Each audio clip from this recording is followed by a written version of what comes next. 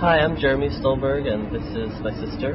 I'm Randy Stulberg, and we're coming from New York. I live in Brooklyn, and he lives in Manhattan. And our film is Off the Grid: Life on the Mesa. Okay.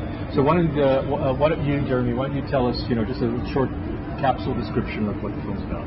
Sure. Our film, Off the Grid: Life on the Mesa, is a documentary, and it's about a group of people who've dropped out of American society to form this fringe community in the middle of the desert in New Mexico, and they live without any food. I mean, not without any food, but without any electricity or running water, and it's really difficult to get food. And so we just kind of lived with them on and off for 2.5 years, and we, documented their lives and the struggles that they go through, and sort of just verite style documentary. So how did you become aware of this community, and what made you feel that their story was something that you wanted to capture? We became aware of this community when I moved to New Mexico, and I was teaching in New Mexico, and Jeremy and I had been interested in making a film together and working together as brother and sister, and we wanted to make a film about expatriates living abroad, and this community seemed like expatriates but in America. So we were just totally blown away. It looked like Mad Max, and we just had never seen anything that looked like it, and we were told not to go there because it was too dangerous, and so we went. And we started shooting, and it turned into a feature-length film and a career. So how would you describe the community's philosophy? Although maybe there's different people that are there for different reasons, but what kind of is their core philosophy that's made them kind of turn their back on modern technology and modern society?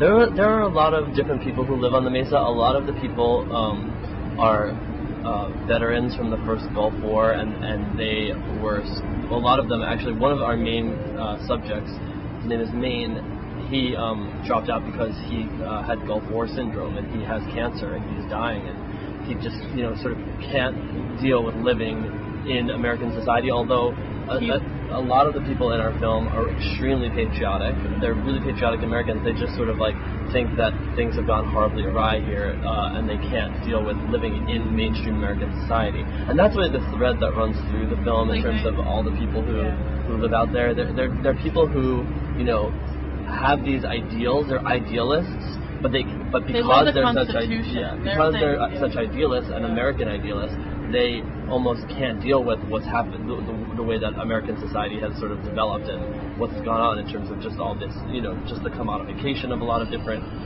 things, and they just sort of they feel can't overstimulated deal. and So do people tend to kind of go there for a period of time to kind of detox from modern life, or are they really there for like a long-term commitment, having families? Well, it's a combination. It's very transient, and we kind of feel like, because it was so transient, we were transient in the community, so we kind of became part of the community in a sense. But we drifted in and out in the same way that a lot of people do.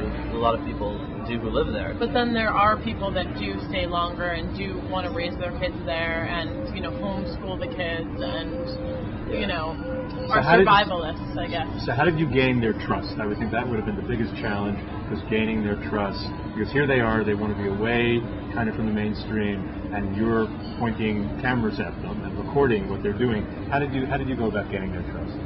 Well, we slowly gained their trust. Yeah, it was just a matter of we being with them and hanging out with them. I mean, there was one person who is sort of this character, Dreddy Jeff, who Randy had met, and that's how we kind of, that was like our entree into the community. He kind of brought us in, and because we were with him and he was introducing us to other people, people felt more comfortable with us. But also we were just we were just very nice and trust. We listened to them, and they could tell that we were sympathetic to them, and also that we respected them and were fascinated by them. And also we would go to the elders of the community that were kind of the pillars of the community, and if we we sat down with them and kind of ate with them or talked to them and broke bread with them, told them like what we wanted to do, then once we got their approval, other people kind of some people didn't want to be on film, and that was fine, but And the other thing that we did do, which we we kept it low key too. It was just us and our cinematographer. Yeah. So.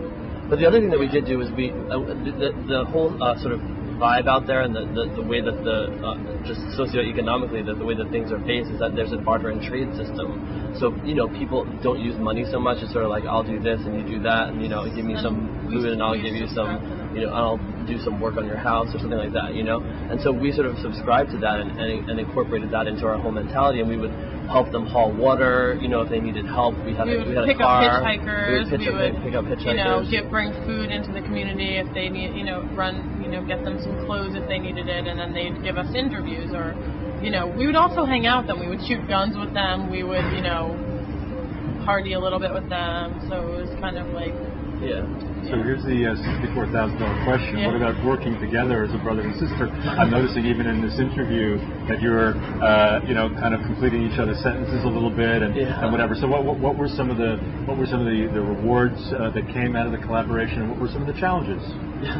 I mean, we kind of think like we're just thinking about it before. We think so much alike that it's, we complement each other. He has strengths, I have strengths. We have different.